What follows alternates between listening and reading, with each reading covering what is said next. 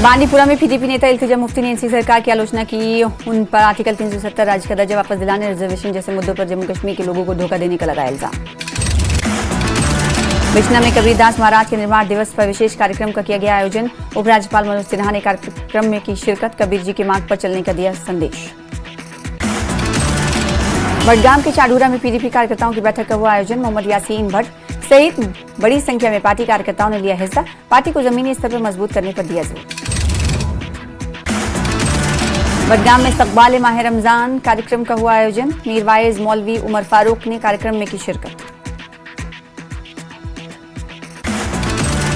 इस्तकबाल माह रमजान कार्यक्रम में शिया और सुन्नी विद्वान जुड़े। एकता को बढ़ावा देने के बारे में हुई चर्चा। जम्मू कश्मीर अंजुमन शरई शियान एसोसिएशन ने कार्यक्रम का किया था इनेकाद। जम्मू कश्मीर के मशहूर कलाकार आर्यन टिक्कू का निधन। इलेक्ट्रिक कंबल में शॉर्ट सर्किट के चलते मौत। जम्मू स्थित आवास पर हुआ हादसा। पुलवामा जिले के काकपुरा के लोगों ने हॉस्पिटल को लेकर किया प्रदर्शन। सरकार से सब डिस्ट्रिक्ट अस्पताल को चालू करने की मांग।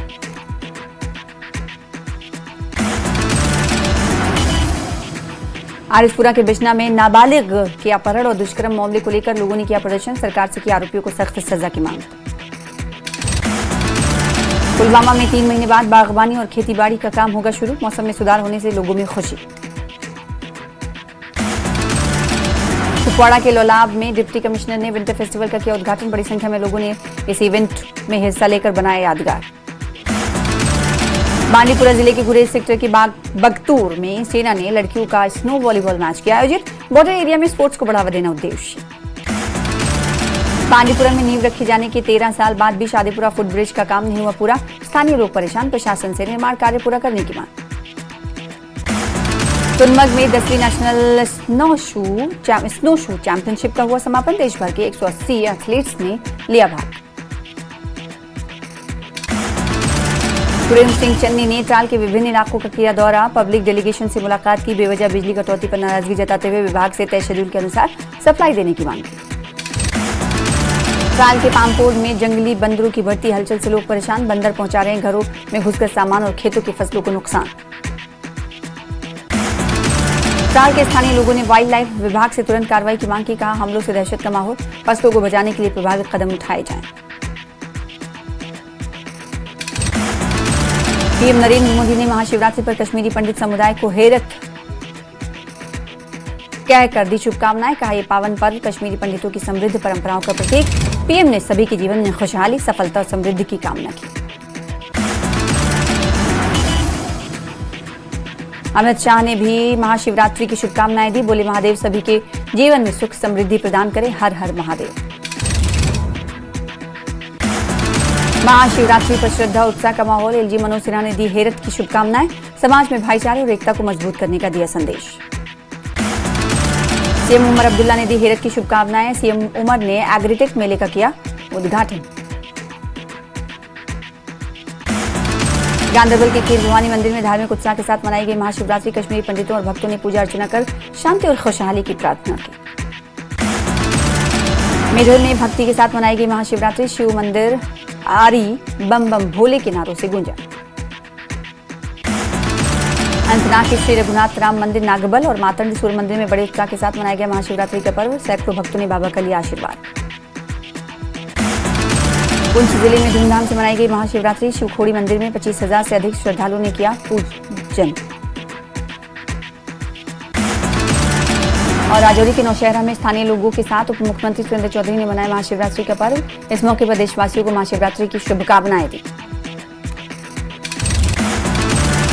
और अब खबरें विस्तार के साथ। बिश्ना में कबीरदास जी महाराज के निर्वाण दिवस के अवसर पर एक भव्य कार्यक्रम का आयोजन किया गया। इस अवसर पर जम्मू कश्मीर के उपराज्यपाल मनोज सिन्हा विशेष रूप से उपस्थित रहे।